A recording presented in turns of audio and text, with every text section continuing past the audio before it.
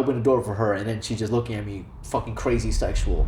And then within 20 minutes, she's sucking my dick. Like, okay, yeah, she's a hoe. She's a hoe.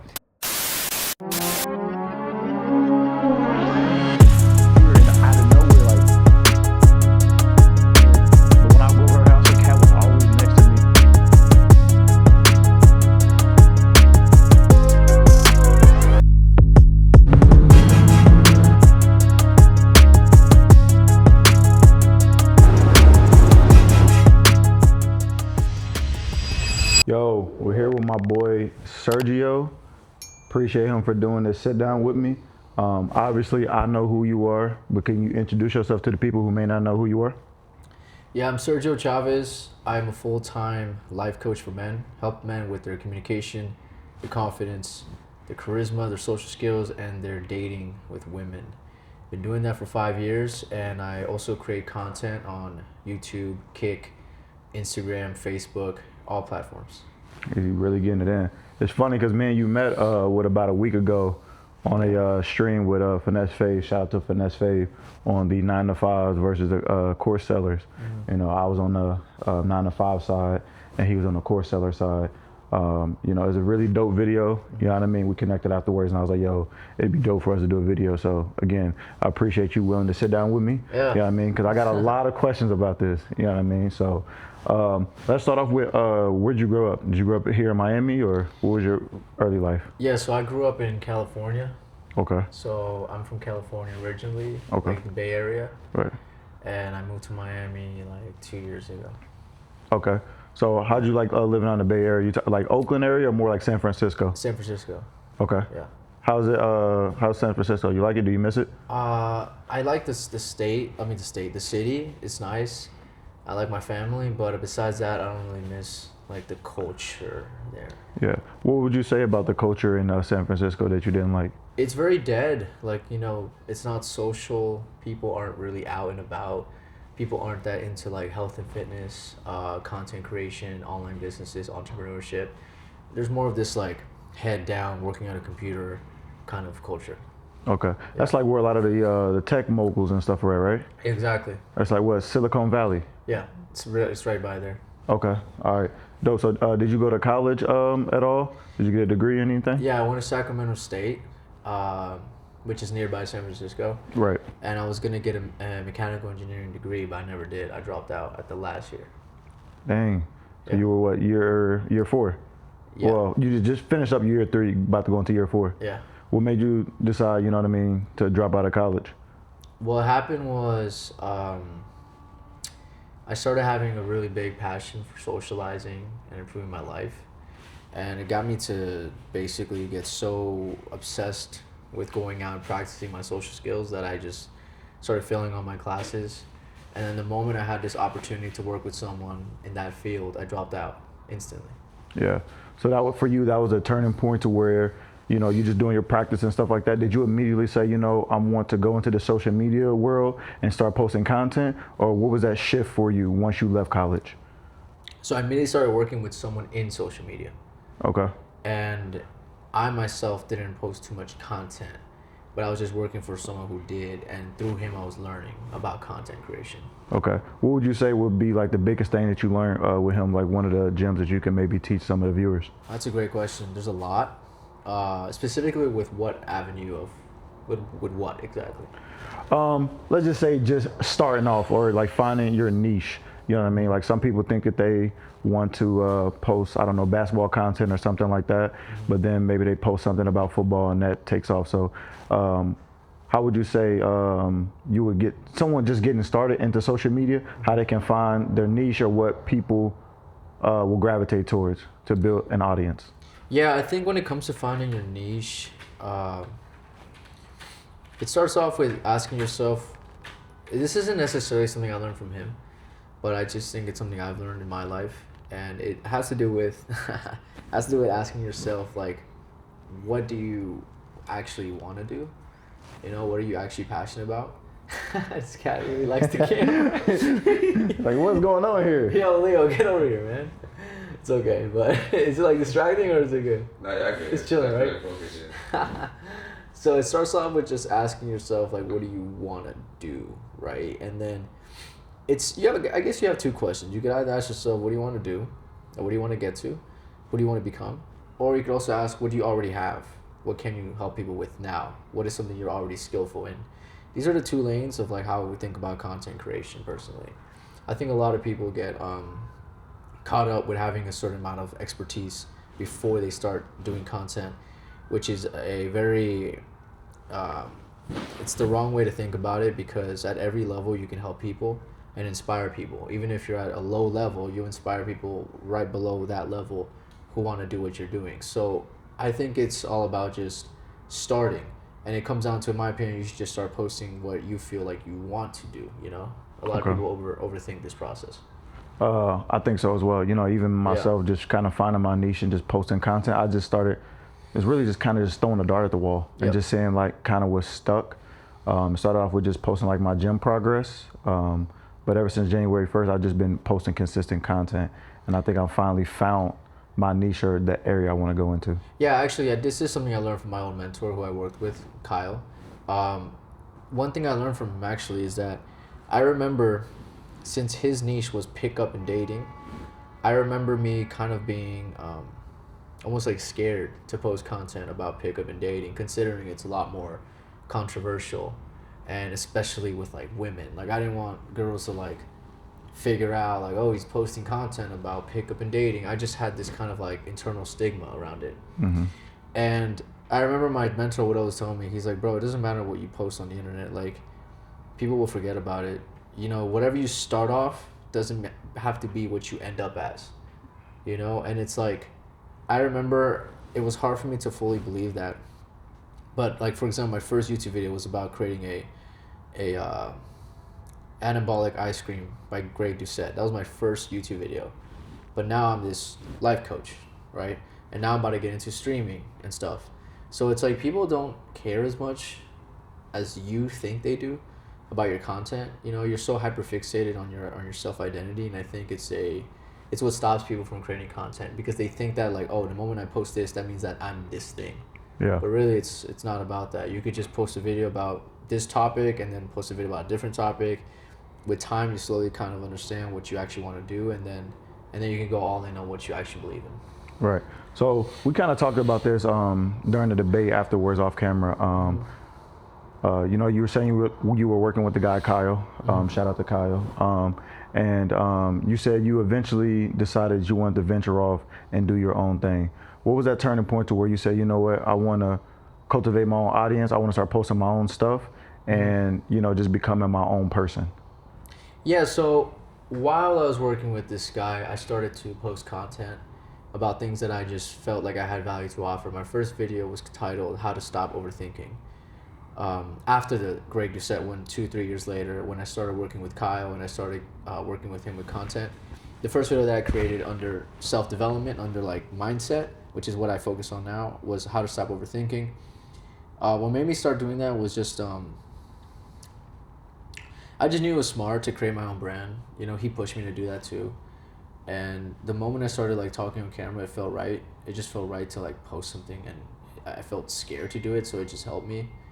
And then with time, I just slowly did more and more. And then at some point, I just stopped working with Kyle because I just had enough income to be independent, and there was just more opportunity to work for as my own business owner. Okay. Yeah. All right. And then like, did working with him, and then because you also mentioned how you decided to go out and be more social and stuff once you dropped out of college and everything. Mm-hmm. Did a combination of that, going out and just getting real world experience while also simultaneously working with him right after, did that both contribute heavily into like you deciding, you know what, I'm gonna go out and start doing like pickup? Well, I started doing pickup and going out and meeting people. Both were like the same for me. A lot of guys, they think pickup is about going and talking to girls, but really it's about social confidence. And part of that is you're talking to random people, like men also. People at bars, people on the street, just getting better at interacting with strangers. I started doing that like 6 years ago. And I just got really obsessed with it because like every time I go out and push myself socially, I just caught myself getting more and more confident. and I just couldn't. It just kept building and building and building. Like, I feel like years ago I would have some sense of like, oh, the camera's watching me. What am I gonna say? Yeah. But now I don't have that at all. I had zero preparation here. I used to like do like little drills to prepare myself to talk on camera or to talk to people. I just don't have a sense of like anxiety socially like I used to at all. Can you kind of talk about some of those drills you used to go through that you would do to prepare for videos? Yeah, so I used to do this thing called the Talk Forever drill. And I learned that from my own mentor. And essentially, the way it works is like the first step is you set a timer for 15 minutes, and then you just talk out loud for that duration of the timer. And it's really good. And a lot of people have never in their life ever talked straight for 5, 10, 15 minutes, right? And when you do that, you kind of get into the social flow state. It's really good. But then if you want to take it a step further, which is what I would do, is you would purposely free associate every sentence. So I might say something like, I have a cat on the couch. Couches are something you can find at Walmart. Walmart is a store that there's probably one in Miami. I moved to Miami 2 years ago. About 2 years ago, I was in Colombia and I was meeting a lot of Colombian people. And like you see, I'm just kind of free associating, and I could just keep doing that forever. And I promise you, if you do this again and again and again, like the switching over like 5, 10, 15 minutes, you get into this like really crazy flow state. Like your brain just gets super witty. And then you don't run out of things to say, because when people talk, your brain is quicker at like thinking of like a topic. Thinking of something to like add on to what they said. Yeah. So I used to do that for like 15 minutes every day. That's dope. Literally, it's crazy. I was recording a promotional ad yesterday, and I was trying to come up with a way to say it. Number one, like, have that excitement, have that more charisma and stuff like that. So I'm actually kind of cultivating and starting to have like a routine, because like you said, I used to grow up really shy and stuff like that. So, having a camera look at me, it almost feels like, damn, they're watching me. Even though it's not live, like he can easily edit it up and stuff like that. I still have that thought. It's like, damn, people are watching me right now. I gotta be on point. You know what I mean? So even with going out and doing code approach and stuff like that, how did you gain so much confidence? Were you always this confident? Did it take a lot of trial and error? Did it take a lot of the times of you being, declined, whether it's by picking up girls or, like you said, talking to guys when it comes to like maybe a business deal or just anything like that? How did you build up that confidence, or were you always this confident? Yeah, I definitely was not always this confident. Not at all. I used to care a lot about the perception of other people. It hindered me from a lot of things in my life, like a lot of people. And I definitely was not always as confident. I remember being in high school, just like picked on, like I was never really physically big. I was never crazy handsome. So I never got like so much attention from the opposite sex. And when it came to men, like I was always funny. So I kind of like had friends, and I kind of knew everybody. I was always like somewhat social, but I was more of like almost like a weird kid, kind of like just like a weird kind of kid. And I definitely wasn't like a cool, popular kid. Definitely not.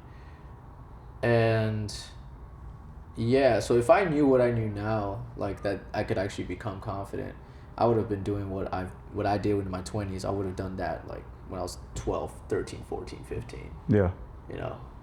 That's dope. Because like I see, your content, I see you go up there, I see the charisma, I see you talking to people. Yeah. And then you also mentioned, you're not being a very big guy. How tall are you? I'm 5'6". Okay. So, and some people, I think a lot of people, guys especially, they have this perception that, I'm too short, so because I'm this height, you already kind of have something that's going against you. How do you overcome that and say, because obviously that's not something that you can change or that you control. Right. You just say, so how do you get past that point and still have that confidence to walk up to a girl, maybe she's 5'8" or whatever, and still have that confidence to talk to her and speak to her? And what is your success rate with talking to women who are taller? Yeah, so I don't really see a difference when I talk to women who are taller, actually. I really don't. I think men have this hyperfixation on height, and they think that women are obsessed with it, but really they're not. Men are more obsessed with it than women are. And same with like dick size, same with your hair, same with all these other like little minor details you think that are what women want. The way I've broken my beliefs is just having different experiences. Like, men say height is important, but if you see the girls that I've been with, their height, what they say about me, what's happened in the relationship or the dynamic I had with that particular woman, it's enough proof that height isn't a problem, you know. And like in the past 5 years, my 6 years, like my transformation, there's pretty much everything about me has changed. The only height hasn't changed because like it can't really change, but since through every change that I've made, I have such drastic difference of like how people treat me than how people used to treat me. So it proved to my brain that like, oh, it's not about my height. It can't be, because clearly everything in my life has changed, but my height hasn't. So it's not about height. It's about these other things that I have changed. Yeah. You know, and I think a lot of guys will never know this because they never actually change for the better. They just keep blaming something they cannot change, which to me I view as a subconscious sabotage to remove responsibility, so you actually never improve your life. And I think it's kind of bullshit. Whether you think it's your height, your race, your ethnicity, your this or that, your whatever the fuck you want to say, it's all an excuse that you're just using to not grow. And ultimately, you gotta ask yourself, if you're like a short person, you gotta ask yourself, like, how many times has a girl actually rejected you because of your height, versus how many times have you just thought about the insecurity of being short and rejected yourself in some way. And the numbers are just drastically different. So really, you just have this negative self-talk. You just keep talking down to yourself. And the moment you can release that is the moment you can actually talk to a girl and she won't care, because she doesn't sense that insecurity within you. Ultimately, girls just want a confident guy. Yeah. So you would say, in the pecking order of things, would you put confidence and, you know, your charisma and the way you articulate yourself, would you put that at the very top spot? Very top. Yeah. Ultimately, that's the very top, because that's really who you are deep down. And I feel like if you don't have that, nothing else matters. So it's at the very top, because without this, nothing matters at all. Yeah. At all. I would say, because, you know, there's a lot of dating coaches out there. Yeah. You know, there's some guys we would call like a natural, you know what I mean? Like they, you know, maybe they are a certain height or whatever. They were just, you know, and they always got a lot of attention as a youngster, so they made a lot of mistakes at a young age. I would say someone like yourself, like you said, who went through kind of like you mentioned, like kind of the bullying stage, being picked on, being a short guy, not having that confidence. The fact that you were able to grow yourself to this, and you can literally walk down the street, you know what I mean? I've seen videos of it, you know, and it's real. You know, I talked to Finesse, shout out to Finesse again. He's actually seen this in real life, of you walking up to someone and talking to her and having that confidence, and you know, so it's a real thing. I think that someone who's not a natural, right, and they can figure that out, that has more credence and it holds more weight than someone who's 6'2" or 6'3", because they may get girls just off their height. You know what I mean? So you actually show and embody that none of that shit matters. It's really about your mouthpiece and who you are and how you present yourself. If you're clean, all these other things. That is 80%. It's 80% how you carry yourself. Yeah. Ultimately. One interesting way I look at it is like men, how we perceive women and like what we find attractive in women. A lot of men are projecting that onto women. So for example, like most men want a really hot girl. They care more about the looks than about the personality. Every guy would kind of agree with this, honestly. So for us, it's like 80% looks is important, 20% is like basically everything else about the girl.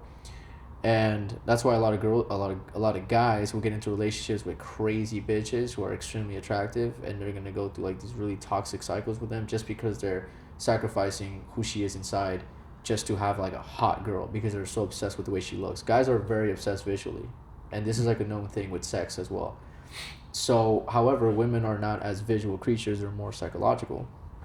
And women aren't as obsessed visually. So for women, it's the inverse. It's 80% is more about how you make them feel, as opposed to just what they're seeing physically in the physical realm. Guys project how you view women, so you care so much about their looks, right? And you think women think about you the same way, but they don't. Women are not operating on the same plane that we are. They aren't. Right. And so that's why you'll find a guy who's not that attractive physically, and he has a hot girlfriend. You'll find that all the time. There are so many examples of this. And you'll talk to a girl, and she'll tell you, like, she doesn't think he's unattractive. It's almost like she's blind to what you see, because ultimately she's a woman. They're different. They're absolutely different than us in what they perceive as attractive and valuable. See, for us as men, what's important to us is our survival, and well, better said, what's important to us as men when we see a woman is just the concept of replication and our DNA. And that's why we care about how attractive a woman is, because it's a sign that she can bear good children and she has good DNA. For a woman, it's not so much necessarily the DNA that's important, which is the attractiveness and physical qualities of yourself, but it's more about, can you take care of the child? Can you take care of her? And that's why women will date guys who are bald, who are short, who are this, but they have good money, they have good charisma, they have good connections, they're in shape, and that guy signals to her on a deep biological level that he can take care of her and raise a good family. Ultimately, that's all that girls really want. They're not thinking of the DNA as much as we are. Men will never understand this because they never studied evolutionary psychology or anything that I'm stating right now. So men are just so obsessed with social media, and they have like a fucking degree in Instagram, and they have all these like subconscious like programming that Instagram has put onto you, and or social media or TikTok or any of this bullshit, and you really think that that's the real world, but you have everything so backwards. Yeah. You're basically, what you're describing is, men are looking for replication value while women are looking for survival value. Exactly. That's why women care about, your finances, like how fit you are, your status, like looks, money, status. That is absolutely true. Women do care about these things. And it's not because of the fact that you look pretty. They don't care about the fact that you look pretty, but the fact that you look capable and healthy. It shows to her that you can protect her and the children. The fact that I'm charismatic, right? I'm super charismatic. I have a bunch of friends. A lot of people know me. The fact that I have status and I have fame. Fame and status are very important to women. Why? Because it signals to her that I must be a good guy, I must be safe, and I must have connections, right? And that's all good to have a family, to protect her, to protect her children. Yeah. So out of those three, would you say, in the pecking order of things, would you say that status is the best out of all of them? Whether it's, we got status, looks, charisma, all that other stuff. So charisma is number one. Your game and your charisma is number one. Your game, which I would define as your understanding of female psychology and how to deal with certain situations with females, right? So your game and your charisma is number one. Number two would be your status. And then looks and money are almost like, they're so close. Like so close. I'd almost say they're like almost like tie in terms of the effectiveness in the... They're interchangeable. Yeah. Yeah. Yeah, because like the way I view it is like, if you have charisma, status, and looks, you're gonna get a lot of women. You don't need money. You really don't. And if you have looks, charisma, and money, but not status, you'll still get a lot of women, right? So, but let's say you only have looks, no charisma, no status, no money. Okay, you're not getting shit. You might get some attention the moment you start talking to a girl and she's just like, oh, this guy's fucking boring. She's not gonna stay with you for your looks. Girls don't do that. Yeah. So yeah, it's like a mixture of these things, but ultimately what gives you the most ROI is definitely your social confidence, your vibe, your charisma, and your status, for sure. Yeah, I think that social status helps a lot. Absolutely. You know what I mean? Like, I got a buddy, and shout out to Trey. I was in the gym one time, and I was going on a gym date with a girl, and he was like, "Yo, I'm gonna be down there at the gym in a minute too." He was like, "Act like you don't know me." Yeah. I was like, "What you talking?" I was like, "Bro," he's like, "Bro, when you see me down in the gym, don't say nothing to me." I was like, "Okay." So we went down there, and I almost went to say what's up to him when I seen him later on. This was later on in the day, and he just kind of looked me off.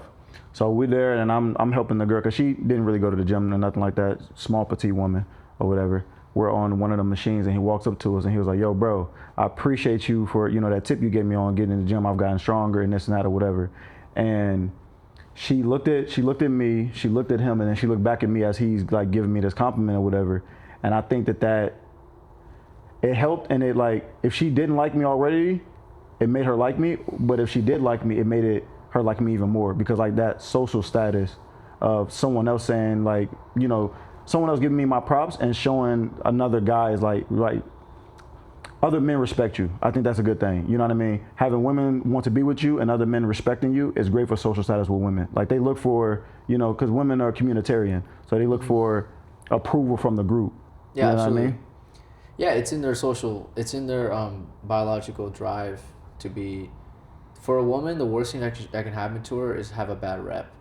That's why if you were to insult a woman, the first insult that comes to your mind is a slut, a bitch, right? Because that is the worst thing a woman could be called. Like, that is the worst value she can have in society, is to be viewed as like a hoe. For a man, what do you think of when you think of like the worst thing you can insult a guy? Broke, Yeah, so right? probably broke. Weak, broke, pussy, right? Yeah. Pussy, right? So like, in other words, low confidence. Pussy is just low confidence. Broke is just unsuccessful in the material world, right? It's really interesting when you insult a woman, you would never insult her that way. You would never insult her that way because that's not what places a woman's value. So you're absolutely right, and that's why women really care about your status, because they leech from it, right? They're leeching from that. They're kind of like they're like borrowing from that, you know. And there's something I want to say actually, which is the reason your social confidence, your charisma, your vibe, your communication skills are so high ROI is because it signals to the person you're speaking to your social standing, right? The fact that I can talk to you guys, I can talk on camera, I can look in you in your eyes, I'm not nervous, you can sense that I'm just kind of here chilling. I don't need to tell you guys that I have a big following or that I have a lot of friends or that women like me. You already will assume that. You will assume that on a subconscious level. I don't have to directly say it. You just know. Because you've seen other guys who break eye contact, who talk too fast, who don't know how to articulate their words, and you also just know that this guy could not be that good with people or women, right? So the reason your confidence and your communication is so important, your vibe, is because it signals to the person how much status you actually have in the social hierarchy, which is the biggest contributor of your attractiveness towards people. Yeah. I want to ask you about, because I know you have a lot of students who follow your program and things like that. Yeah. I'm sure you get DMs or you get messages from these guys once you coach them up saying, hey, you helped turn my life around. Your content has saved me in a certain way. Maybe I thought about, harming myself because I was,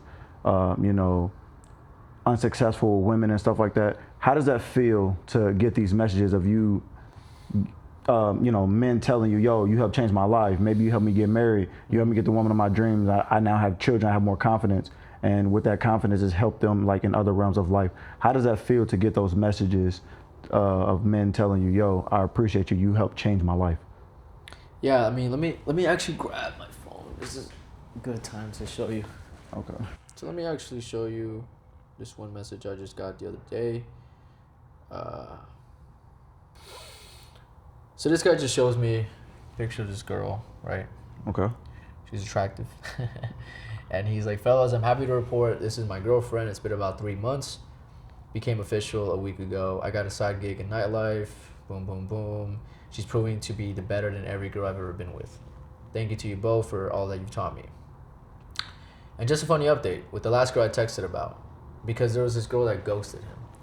Like literally 5 months ago, some girl ghosted him, right? And then 3 months later, he messages us this thing about having a girlfriend. So he's like, and funny update about that last girl. Turns out she went back to her cheating ex, who then cheated on her again the exact same way. She then came back to me a few weeks ago asking to get back together, LOL. Right? I get messages like this all the time. Success stories of guys landing girlfriends, of guys just having more confidence, being able to like not overthink things. And what it does to me, bro, is it makes me feel like my life has a lot of meaning. Yeah. Like a lot of meaning. And I feel like the impact that I've had on people on a really deep level is very significant. And it kind of like takes me out of my own head sometimes. And I'm like, whoa, I've helped so many people. Like, that's great. It just makes me proud and happy, honestly. Yeah. Yeah. Yeah. Let me take a sip of this. Yeah, it gives me meaning. Yeah. Okay. Going back to kind of like the your content style and stuff like that, and you've built up a a really good audience, a good and loyal community. What would you say that the biggest mistake that content creators are making in 2026 that's holding them back? Holding it back from what exactly? From success, or just getting their message out there, or building an audience, or getting people to listen to their message. What would you say is the biggest thing that's holding them back? I'd say there's two things. One is lack of consistency, for sure.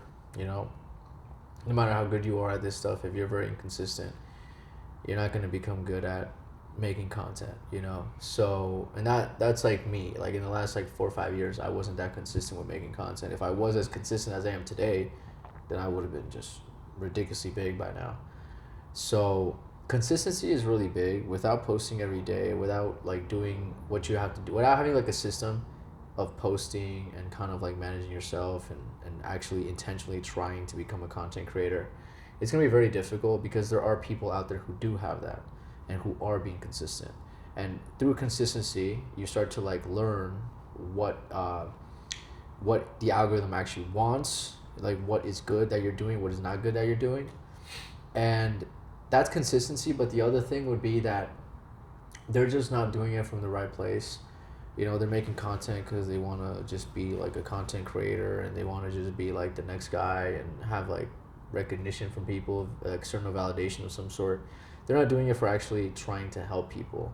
Because if you do things from trying to help people, that source of energy will take you far and will actually make you successful. But if you just do things to try to get from people, people will read that and you're not going to come off genuine. Your content's not going to be that good.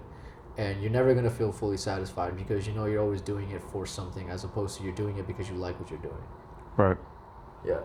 What would you say to the guy that may or may not be watching, who is just very shy and timid and has anxiety when he not even necessarily just speaks to women, but just speaking to people in general? What's the first step that they can use to go out there and get practice with just speaking with people? Yeah. You need to view socializing like a muscle. And, you know, it's like, what would you tell a guy who is extremely skinny? He's never done a single push-up in his life. He hasn't done anything. What would you tell that guy, right? It's like, well, you know, I think you should just go and, like, do 10 push-ups, right? And then tomorrow do, like, 11. And then just do some pull-ups and do a little bit of sit-ups. Over time, you slowly do more. Eat a little bit more food, right? You slowly ramp up until one day you're at the gym benching plates, right? It's the same thing with socializing, right? A lot of guys, in this analogy of working out, you know, when you think of approaching like a really, really attractive woman with her friends and you get her number and you get her on a date, that's like the equivalent of like benching like 3 plates on each side, right? And if you're this super skinny, scrawny kid that's never lifted a weight in your life, then you can't be thinking about that. You need to think the lowest thing you can do. And to me, the lowest thing you can do is to start giving small compliments or greetings to strangers. The smallest thing you can do. Anyone can force themselves to go do that. It's as simple as you walk by somebody and you don't even have to stop them. You could just like walk by them and you just out loud say something like, hey, I like your shoes, or hey, nice dog, or hey, I like your jacket, or hey, man, I like your outfit, or hey, I like your hair, or hey, I like this, right? As you're walking by the person. A lot of people will very much appreciate your compliment, and it's going to give you this positive reinforcement, and through enough exposure like that, you're going to feel more socially confident, and then you slowly ramp up. Yeah. I think that's really good advice, by the way, because the way I got over mine was just speaking to people, just saying good morning. Yeah, exactly. That's what I tell people too. It's like even easier than compliment is saying good morning or saying hi. Yeah, because you can start from there, and then like good morning. I was talking to somebody earlier today. I was saying how I got over it was I would just say good morning to everybody, right? Good, and then even if they don't speak back to me, I see them the next day, like at work. I'll still speak to them. That's good. They might not speak for me for 5 days in a row, but day 6, they may say something back to me, and then it may progress to, hey, how are you? Oh, I'm doing good. How are you? Oh, I can't complain. You know, just getting that repetition, and like you said, just practicing it like it's a muscle. Yeah, because it really is a muscle, you know, and the good mornings is what I tell people to do too. That's a greeting. So either you do a greeting or a compliment, right? And you do that enough over a long period of time. Not even a long period of time, but if you do it enough, you're gonna sense a feeling of like, oh, this is normal now. Yeah. Like it doesn't feel weird. It doesn't feel like I'm taking a risk, because that's what it feels like at first. It feels like you're doing some kind of risky thing when really there's nothing you're risking. No one's gonna be like, yo, why did you give me a compliment? No one really cares, right? And then with time, you prove to yourself what I'm telling you. Because I can tell you no one cares, but you probably don't feel that way. So you need to prove that to yourself. You have to go on a journey with yourself. And then you just slowly ramp up the social experiment that you put yourself through. That's how I viewed it. I viewed it like I was a scientist and the subject was me. And I'm just putting myself through an experiment. And I'm going from like socially anxious to extremely confident. Yeah. Right now I'm at the point where I have no anxiety.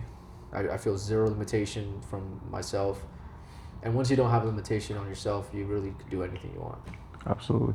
What would you Yeah. say? Because I know a lot of guys that say, we might go out to Brickell right now and we walk down the street and I see a really beautiful woman, but she's with 2 or 3 of her other friends, A person or girl, when it's just her by herself, you might be a little nervous, or, a guy could walk up to her and speak to her, and getting rejected in front of nobody, you're more inclined to like go and greet or go and try to shoot your shot at her. How would you tell a guy to get over that anxiety, or just how to approach a woman and be able to be successful with her when she's with her friends? Like, how would you, some girls might come over and try to pull her friend away or something. What would be a tidbit that you would get to say, this is how you should approach a woman that you're interested in while she's with her friends?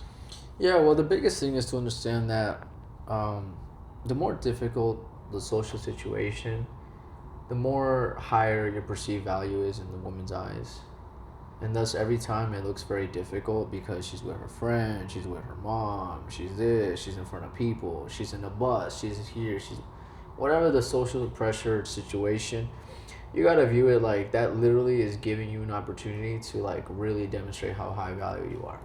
Yeah. Right? And that's why I have so many instances where I'll approach a girl with her mom. And since no one does that, because no one has the balls to do that, it really stands out. And the fact that I can talk to the mom and I can talk to her and like be confident in what I'm doing, yeah, it just makes the girl just that much more attracted to me, because I'm just way a better fit than that dude who's waiting for her to be alone, and he's just like quiet. He's like, hey, like, I don't want to bother you, but I just think you're so beautiful. What's your number? Like that's creepy, as opposed to the guy who's just broad daylight in front of her friends. Hey, I just wanted to say I think you're cute. I want to say hi to you. Hey, what's your name? What's your name? That's not creepy. That's the guy who's very open and honest about what he's doing. So ultimately, girls find that way more attractive. Yeah. Do you find yourself using like any like pickup lines, or like when you go walk and introduce yourself to a woman? Is it the same thing, or what's a greeting or something that you would use to start off the conversation? Yeah, it's a good question. So I don't really use like pickup lines. I don't use like these weird, corny, cheesy, gimmicky things that you might see on like Instagram and stuff. I teach men this is like the basic direct open, which is ACII, which is attention, context, intent, introduction. These are the 4 pillars that if you have all these 4, you're really increasing your chances of the girl stopping when they talk to you, having a good positive reaction. So I will pretty much always, if I'm approaching a girl, use this framework. It doesn't have to be the same exact words, but I need to hit all these pillars, right? So I need to grab her attention. I need to give her context. I need to give her intent, which is like showing my intention. And I need to introduce myself or introduce us in some way, right? So a lot of guys, they skip some of these pillars and it comes off weird and random and clunky. And an example of how to open is like saying something like, excuse me, I was just walking by. I thought you looked really cute and I wanted to say hi, right? So attention, context, intent, introduction. Okay. Yeah. All right. When approaching women, a lot of the times, what I've learned is, and I don't know if you agree with this, sometimes it's not how you meet her, or not. Sometimes it's more of like where you meet her. Like the context of the social situation matters a whole lot more, right? So, maybe if you met a girl in a nightclub or whatever, right, you might not get the same success rate, right, if you just met her like at a grocery store, or if you just met her somewhere where it's more organic. You know what I mean? Like a nightclub, you may have hundreds of guys, or a lot of guys trying to approach her or whatever. What would you say is better, a better success rate? Just like day game, like approaching her maybe at a grocery store, a coffee shop, or something like that, or at a club? Or do you just say don't approach women at clubs? Like don't go to clubs to pick up girls? It depends on your strengths. So everyone has their own strengths, right? So if you're really good at conversation and you're extremely charismatic, and that guy most likely is going to really do well in like daytime environments, right? If you're very funny and like fun and physically attractive, then nightclubs are well for you, So it just depends on your strengths. They both have their positives and negatives. I think guys should go to clubs. I really do, because clubs will train you how to become more engaging in a very high stimulus environment. You know, so a lot of like your club work will carry over to your daytime work. So I've had success in all of them, and it just depends on your strengths, basically. Okay. Yeah. How do you deal with like rejection? You know what I mean? Because some women may, you know, they may test you out a little bit, right? Like, you know, you walk up to a girl and you'll do your, what is it, ACII? You go through your 4 pillars, right? And she's just like, oh no, thank you, I have a boyfriend. Do you just walk away? Do you just kind of cut your losses, or do you have a way to like kind of get through that? Because we know some girls, they may lie, they might not have an actual boyfriend, but is there a way that you can like kind of get through there still, or do you just walk away? Well, me personally, I'm at the point where I don't think any girl would lie to me about having a boyfriend, unless on that, I don't know, 1 out of 20, 1 out of 30 chance, she just for some reason really unattracted to me for whatever reason, then she lies to me. Okay, but that girl, there's no recovering from that. All you right. know, so I feel like I'm at the position where if a girl tells me she has a boyfriend, then yeah, I'll just walk away, because that doesn't, okay, that's fine, you're not interested, it's cool. Most guys though, a lot of guys will get that a lot more than I will. You might go up to 10 girls and like more than half say they have a boyfriend, and the statistics don't add up to you. And that's because a girl's number one priority is her safety, which means a girl will never want to look at your eyes and be like, I don't like you, you're ugly, get away from me. They don't want to do that. So they're just going to do the safest route, which is say I have a boyfriend, right? And that's just their way of rejecting you. So most guys, when they get that, you're getting rejected, which means you need to analyze your open, your presentation, what you did up until that point, and improve it. Because it takes a lot of time and effort and consistency to be as good as opening as I am. You know, most guys are nervous. I show zero signs of nerves when I go open a girl I don't know. All right. That's a good one. You've been knocked out, man. Yeah. Just chill, bro.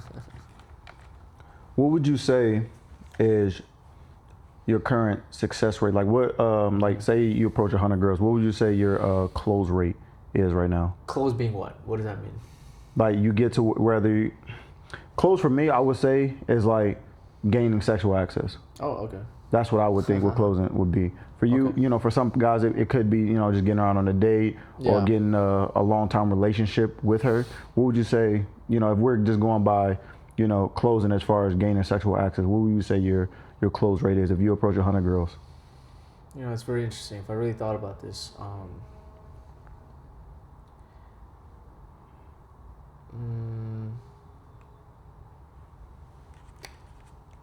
it's hard to say, because I won't necessarily want to have sexual access with every girl I approach.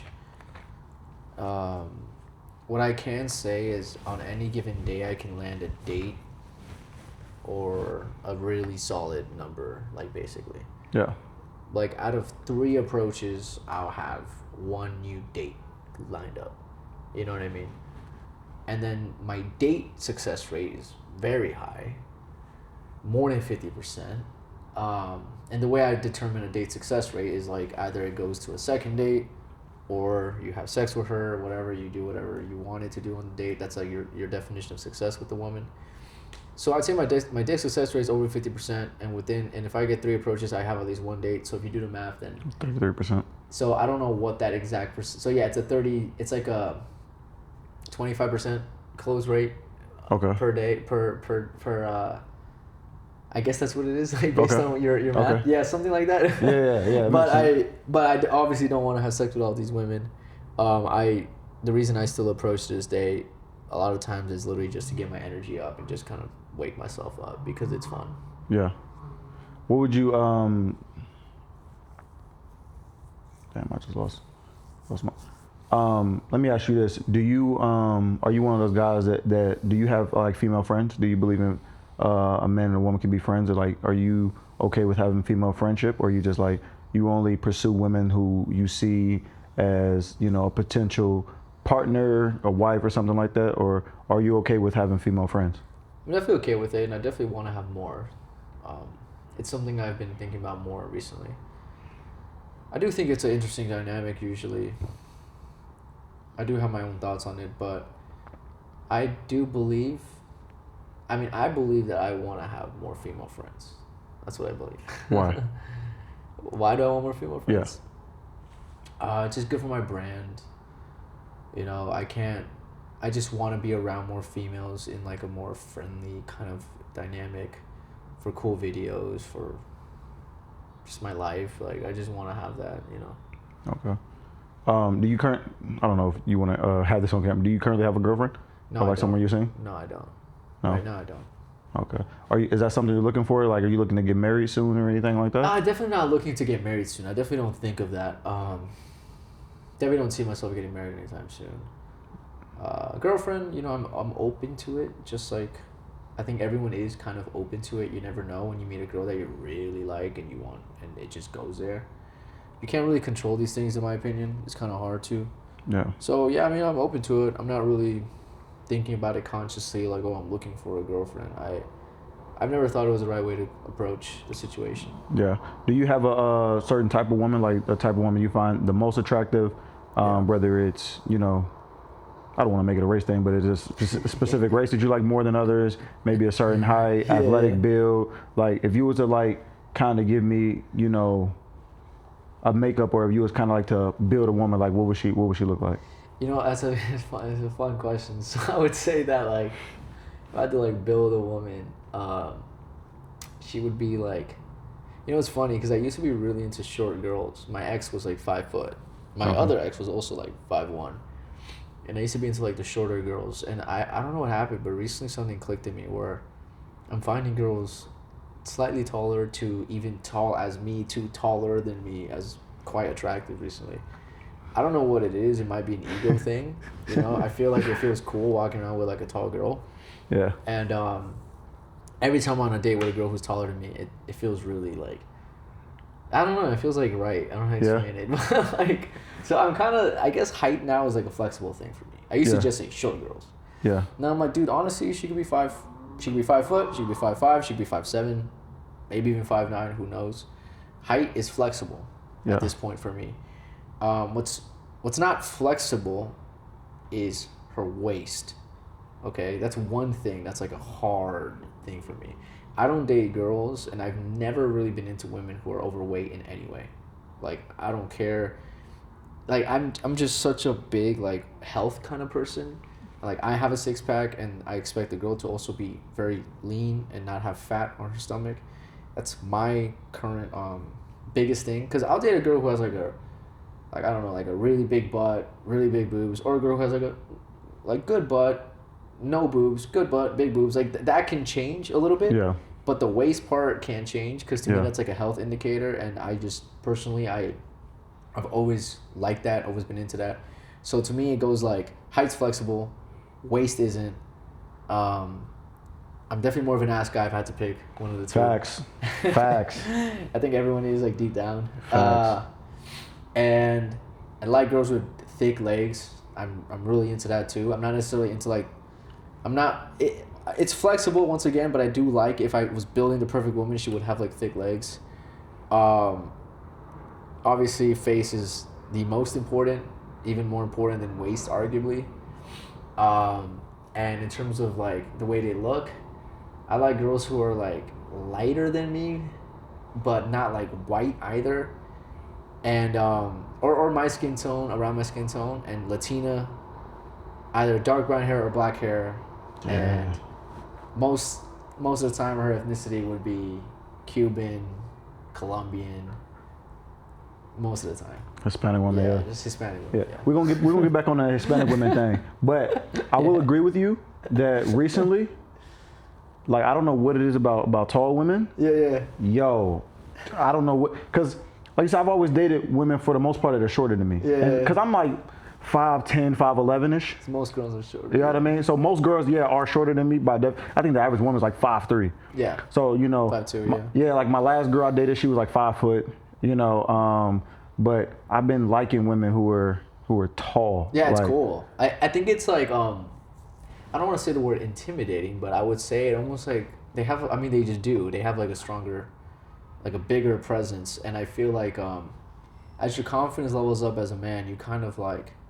At least that's what happened to me. I feel like I just became more intrigued by it. I don't know. Yeah. I think it's kind of cool. I don't know. Cause I like it. Cause like now, like I like the long legs, but then also like I think about like when I have children, like I would like to have taller children. Yeah. So I'm looking at like women who are like bare minimum like 5'6", 5'7". I really want like 5'7" and above. Like, I seen a guy. He was saying he was like, I think he like 6 foot. He was like, yo, I couldn't. He was like, I wouldn't want to date a woman who's taller than me. And I've had my guys ask me, like, yo, could you date a girl who's taller than me? I was like, yo, I don't give a fuck, man. Yeah. Like, I know, like, on a balance of probabilities, like a woman who's 6'2", 6'3", she wouldn't want to date me because I am shorter. Because a lot of women, you know, oh, I want to wear heels, whatever. I don't care if a girl's 6'2", 6'3", and she, you know, she's interested in me, and I approach her and she's down with it. I don't care. That doesn't fucking bother me. Yeah, it's cool. I think it's interesting. I don't know. I've been more into it recently. Yeah, I don't know what it is, like, bro. Like, literally within like the last year or two, like I've been seeing a lot of these tall women walk by, and I'm just like, bruh, like I need her. Like I like the short, petite women too, but like you said, like I like a woman who's more in shape, or at least goes to the gym. There's more important things than the height for sure. Yeah, for sure. Now going back to the Hispanic women, Latino women. Yeah. Cause I ain't gonna like growing up in Indianapolis, you know, we had like a lot of Mexicans there, a lot of Puerto Ricans and stuff there, but we didn't have anything else Hispanic there. Moving out here to Miami, obviously, is like I consider this damn near like South America. Yeah, it's South America. Yeah, I mean, because it's so many Hispanic people, you know what I mean? Whether you talk about Cubans, Dominicans, Colombians, Venezuelans, Argentinians, etc. What would you say, and then maybe it's because, you know, you are Hispanic yourself, do you think that, you know, the Hispanic women treat you better? Are they more catering to you than other women you've dated, you know? I would say that Hispanic women are typically more feminine, more in touch with their feminine sexuality than their counterparts on average. I would say that. Yeah. I'd also say they're more. Well, you know what? It's probably a biased thing, honestly. But to me, they're typically funnier and more fun. Yeah. You know, than like a white girl. You know what I'm saying? Like I don't know. I feel like white girls have never been that funny to me, or No. I don't know. They just kind of lack that for me. But then again, I do think it's a bias thing, right? I feel like if I was like some white dude, I'd probably have the bias, which is like, oh, I don't find Latinos funny. Like I don't get their humor. I get this person's humor. Yeah. So I do think it's a bias thing. I do think it has to do with the fact that I'm Latino, but ultimately, I mean, it's a stereotype that Latin women are a bit more spicy, a bit more like crazy. And I think it allures a lot of people, and that's why Latinos are a very popular pick for most men. Yeah. Also because of the way they look, but and the butt, and the ass, the bum, the bum. But like, I mean, yeah, I mean, at the end of the day, I'm open to different girls, especially like an Italian girl, or even like some kind of Middle Eastern girl, like Jewish girl. Because to me, they're like. But I guess the only kind of girl that I've never been that into, I have a few, I'll be honest, but I don't know if I should say it necessarily, if that would be the question. We can always cut it off if you don't want it in, but you can say, hey man, it's free speech over here, man. Yeah, I mean, really, I'll just say this. I've been into Latinas my whole life, and like the exceptions typically are like Italians, Jewish girls, Middle Eastern girls, or like, some kind of foreign ethnic girls. I just like that more. Yeah. Have you ever dated any Asians? Oh, that's a good question. I have. In fact, the girl I lost my virginity to was Filipino. I love Filipino women, bro. I don't really like them as much as I did. I feel like, to me, there's just like the Asian Latina, and I just really like Latinas more. Mm-hmm. Yeah, I'm not that into Asians. I feel like some guys have some weird fascination with Asian women. I don't. Why weird? Why say it's a weird fascination? I guess you're right. It's not weird, but no. Some guys definitely have a weird fascination. Why? Because like the anime shit? No, because I'm not saying it's weird to have a fascination with Asian women. I'm saying some guys have a weird fascination with Asian women. Okay. Yeah. No, I get you. They're definitely more sexualized in certain ways than other races, I've noticed. So. I don't know. I've never really kind of been like that. I've had experience with Asian women, you know. Yeah. once again, I don't find them as interesting. Their personality, like I'm not that intrigued by them as much. Yeah, I like the Asian one, but I would say dealing with Latino women. I think the best woman that I ever dated she was Hispanic. She was well, technically she was Turkish and Mexican. Oh, nice. You know what I mean? So she had like the Turkish nose, but like she was like Mexican pretty much all the way. Like outside of her, looking a little Turkish, but more Mexican and like she did it for me when it came to Hispanic women. Because again, like I didn't date too many in Indiana, but when I moved here, I've dated way more Hispanic women, Cubans for sure.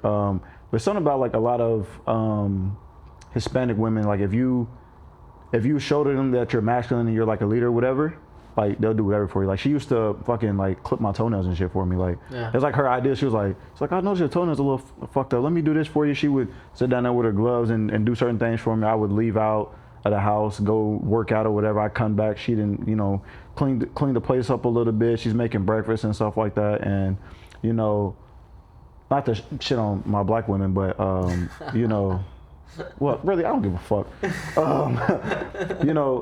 I've had some black women that treated me well. Like I'm not gonna say like it's but I've dated a majority of black women. Yeah. Right. And just the way the Hispanic women have treated me is different. Yeah. You know what I mean? Now don't get me wrong. There's masculine women of all. Yeah, exactly. Groups, that's true. I mean? That's absolutely true. But I do agree with you that on average, Hispanic women are closer to the traditional female roles than the other races, specifically American races, like African Americans or white women. I definitely say that's accurate. And obviously there's women like that from like Russia or from, Eastern countries as well who are very, very traditional, like Italian women, for example. I view Italians as like the closest thing to a Latin girl. But I've noticed that for sure. I guess that's a big reason why I like Latin women. They're definitely more in touch with the traditional roles, and I'm a very traditional person, Yeah. And whenever a girl wants to act like that's not, like whenever a girl really wants to stray away from that, it's like it's so unattractive to me, and like I just don't want to deal with you. You can find some guy who's like less masculine than me. Like go ahead. Yeah. My thing is they'll ask me like, oh, what's your favorite race of women? It's like, I don't really have one. My thing is that like I don't care what your race is. If you're like masculine and you're not like feminine, I don't give a fuck what your race is. Like you can. I just like masculine Hispanics, masculine black women, masculine white women. I don't like any woman who's masculine because it's like I don't want to date myself. I don't want to date someone who acts like me. I want to date the opposite. I want to date a woman who's catering, who's caring, who's looking out for my well-being and stuff like that. Exactly. And it's kind of crazy because nowadays like women will look at that as like, yo, like do you want me to be like a lap dog or something? It's like no. It's like my mindset is the woman, she can work electively, right? Like she doesn't have to work. I'll take care of that stuff. I look at it like I'm gonna take the bulk of the responsibility. I just need you to help me out here and there. Be sweet, be feminine, help me with my meal prep, etc. But it's like some women, they look at it like that's like, it's like, oh damn, what am I, like a slave? It's like I'm literally doing all the work and you call yourself a slave? Like I'm asking you to do like 20-30% of like some small stuff, like make sure we got water in the house, like I got some protein, some core power protein shakes. Make me some food every now and again, or not every now and again. Make me some food. I need sustenance. You know what I mean? Like I need sandwiches, shit like that. Like I need food. They're like, oh, what am I, a slave? So it's like my thing is I don't care about what the race is. As long as she's sweet, in shape, and she's gonna be helpful to me. You know what I mean? I agree. Yeah, like my ex would like cook for me. I'd work. She would like bring me food, like prepare it all nice and cute. Oh, she would like pack my lunch and like put like a heart in the thing and like she would just do a lot of shit like that all the time, and I wouldn't have to necessarily ask. She was just very feminine, and that's why I liked her. It was a big portion of why she became my girlfriend. So I'm into that. I'm into girls who are in touch with their feminine, nurturing side, because ultimately they're showing you that through those things, they're showing you that they could take care of the child. That's why it's so attractive to us. Exactly. I think the biggest thing for women is like the way they show love is acts of service. Yeah. You know what I mean? Making sure you're okay. Hey, do you need any help with this or that? And the biggest thing for me is exactly what you said is a woman who does these things without me having to tell her. Yeah. You know what I mean? Like, a woman doesn't have to tell me, like, yo, make sure you pay for the dates when we go out. Make sure you open up the doors. Right. Make Exactly. sure, Great, you know, great point, yeah. if someone's going to come at me, like, I always tell them, you know, I still get kind of irritated when I'm walking on the street and I see a dude holding this girl's hand, but she's on the side closest to traffic. I look at her like, bro, like, what the fuck is wrong with you? Like, why is she on the side of traffic?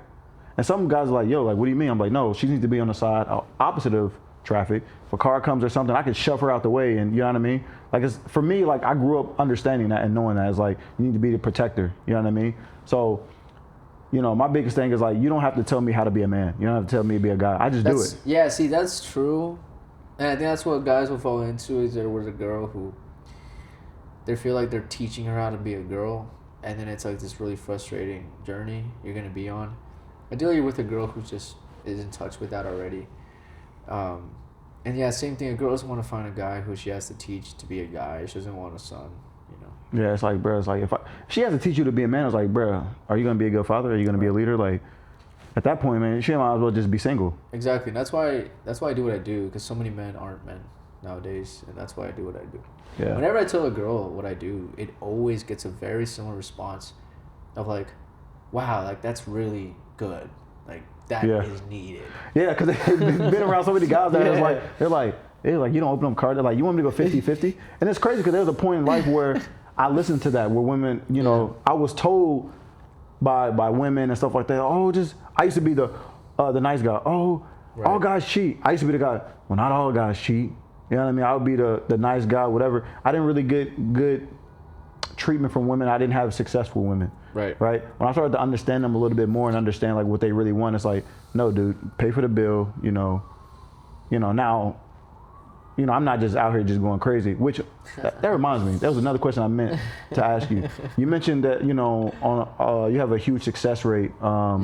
After, you know, the first date. On the first date, I'll tell you what I do. Normally, what I do, well, my biggest retention is when I take them on a gym date. Okay. So if I take them to the gym first, like, it always goes to a next meetup, is what you're saying?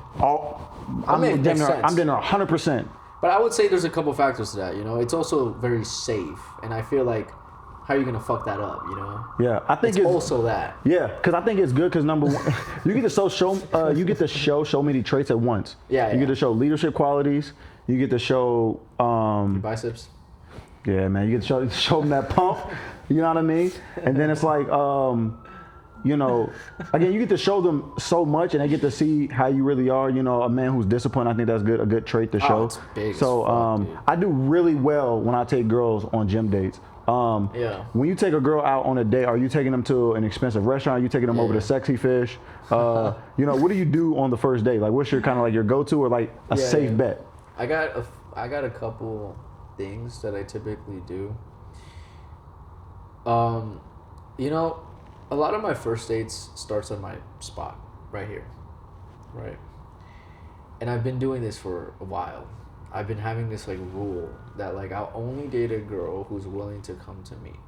A lot of men do so much to get to date a girl. They're like, oh, where do you live? You live here? Okay, we're gonna go by you. We're gonna go meet halfway. We're gonna go to, where do you want to go? Right? It's like, I always invite girls over on the first date, and when I tell guys that, guys always like, they're like, what the fuck? That's crazy. How do you do that? How do you do that?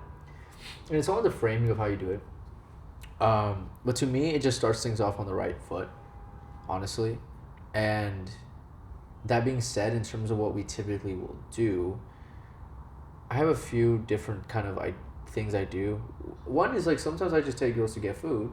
You know, I like a decent spot, not like crazy fancy, not like shitty, just like a normal spot. What'd you say you spend like on that date? Let's say like less than $100. Okay. I'd say. But I'm at a point in my life where I'm very financially successful. I don't really care. I really don't. I don't live in scarcity at all when it comes to money. So to me, it's like, when I go on a date with a girl and I'm going to go eat, I view it as like Like, okay, cool, time for me to enjoy some food out, you know? And I'm gonna invite the girl over. She's a girl. I'm not gonna pay for her, whatever. I don't care. I view it as like an experience that I'm doing because I want to do it. But sometimes I'll take a girl on like a coffee date, and we'll just go on a walk, grab coffee, watch the sunset somewhere, chill. Sometimes we'll go to the pool. Sometimes we'll just have a glass of wine at my place. Sometimes we'll uh, go. I'll go get her ice cream or something small like that, right? I don't really eat ice cream, but I would get it for her. It doesn't really matter what you do. You know, a lot of guys overthink this process. It's just like the vibe. You know, it's like, can you keep a good vibe, a good conversation? Yeah. Okay. But yeah, you're right. I won't take her to some crazy fancy restaurant or buy her flowers or buy her a gift. I won't do those things on a first date ever. And I've heard. I always bring up my ex because she has such interesting stories that I've gotten from her that taught me a lot about men in Miami and how they date, right? And I remember like when we started dating seriously, I asked her this question. I was like, why did you pick me out of all the other guys? Because she also told me before she dated me, she went on like 10 different dates like that summer. She went on like 10 different first dates. Nothing was successful. And then she had me, and she was literally about to quit dating. She told me she was like so frustrated with everything. She like deleted everything, did this, did that. And then she told, and then yeah, we did great. And then I asked her once, I was like, why did I stand out? You know? And there's a few things here, which is like, when I asked her why did I stand out, she told me you were the first guy that wasn't obsessed with me. That's what she told me. And this is real. A lot of guys don't realize this, but like, if you're dating very attractive women, guys are just pedestalizing them so hard and just treating them like princesses, like off the start of the interaction. And you gotta understand, women want to play the game too. They want to have fun too. And you just can't like be so won over by her immediately. No. You know, and like guys don't understand this one concept because they think, oh, if I do everything right, she's gonna like me. But that's not how it works. It's a little more complex. And the other thing she would tell me is that she would tell me what the dates went like with the other guys. And she told me that like this one guy bought her like a Coach purse. This other guy bought her like this really fancy dinner. This other guy fucking wanted to take her shopping. Literally, they were eating, and then she was like, do you want to go shopping? I'll buy you this, I'll buy you that. And then most of the guys would say things like, you're the most beautiful girl I ever met. You're this, you're that. You're so gorgeous, blah, blah, blah. And then she just told me all these stories. And then it's just crazy because it's like, damn. And then with me, I just took her to my house. I just took her to my house. We didn't have sex or anything on the first date or anything like that.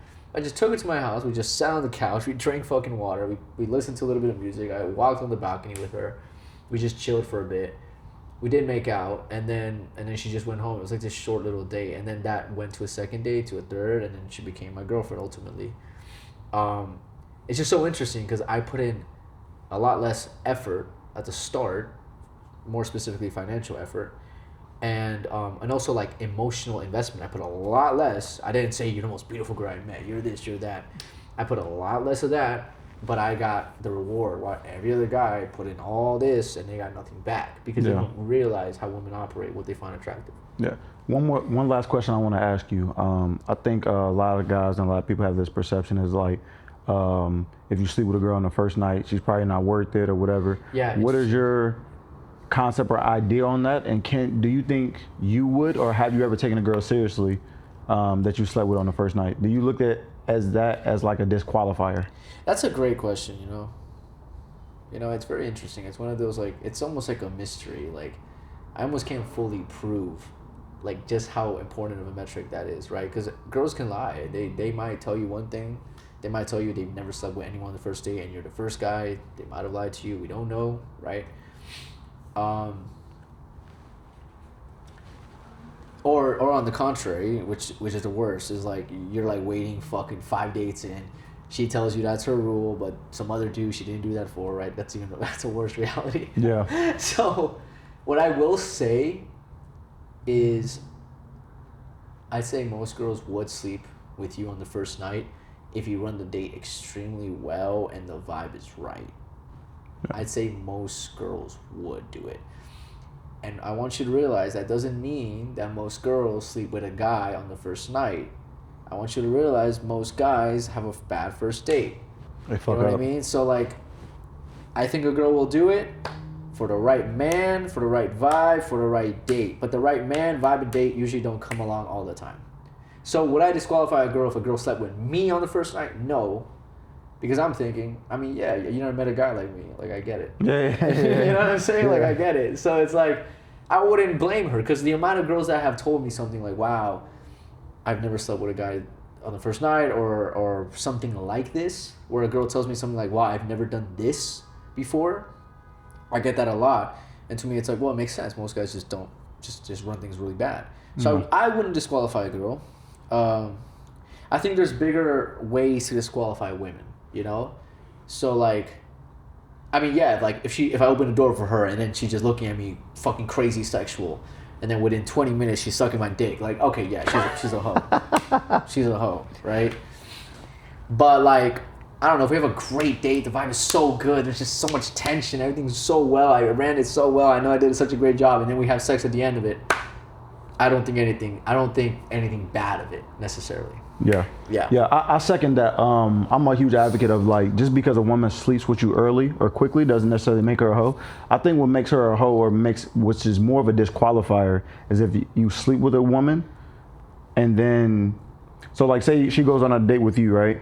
Yeah. And then she sleeps with another guy almost like immediately after. I think that's a huge indication of a woman being a hoe. Like a woman who can separate her feelings from sex, basically. I think that's more of an indication of a woman who's very promiscuous versus a woman who, like you said, the vibes were just good, you know, you guys hit it off really well, and, you know, you escalated properly. Obviously, like you said, you would look at her crazy if she did that, but she would also look at you crazy if, like, the first time you see her, like, you can't just walk up to her, hug her, and then slap her on the ass. Yeah. You know what I mean? There has to be a certain level of proper escalation. Welcome to the day, baby. You know what I mean? I'm gonna tell you something. Well, I don't know if I want to put this on camera. But that's another reason why, to be honest, why I like to go on the gym date, because it also gives me, I can kind of escalate a little bit, and you can do like it's more physical, right? Yeah. No, it makes sense. I mean, it makes. You know what I mean? Sense. Like I'm not. Yeah, she's literally, her heart's going up. You know, your heart's going up. Yeah, like I can show her how to do it. Yeah. You're sweating. You're like trying to help her with squats and shit. Yeah. Like, I never do that to start off. No, I never do leg day to start off. That's his move. No. I never do leg day to start off. I always do upper body because women love to do fucking legs.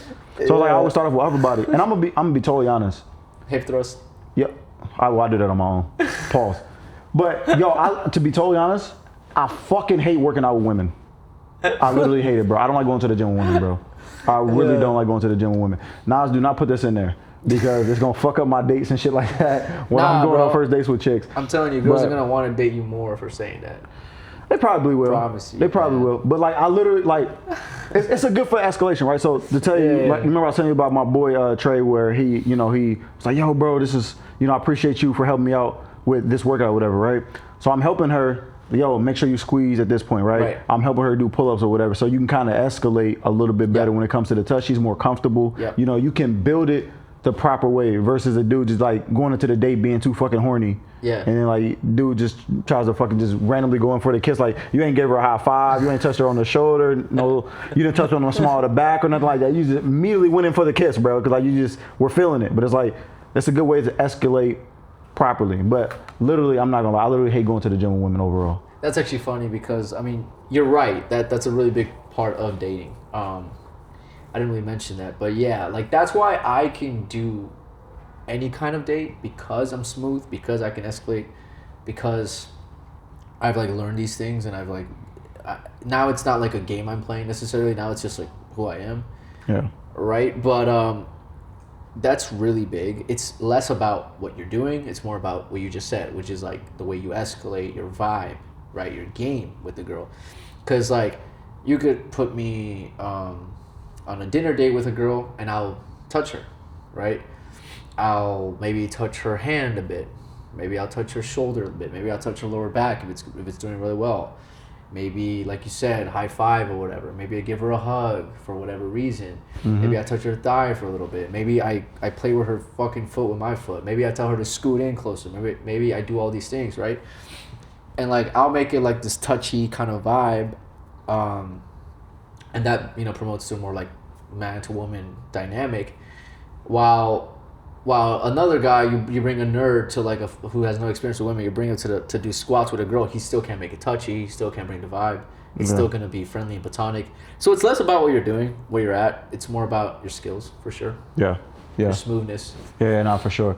Well, hey, I appreciate you, for doing this interview. Is there anything that you want to shout out, or any last minute thoughts you want to give, some free game that you want to give, which I think you gave out a lot of gems. Is there anything you want to tell the people?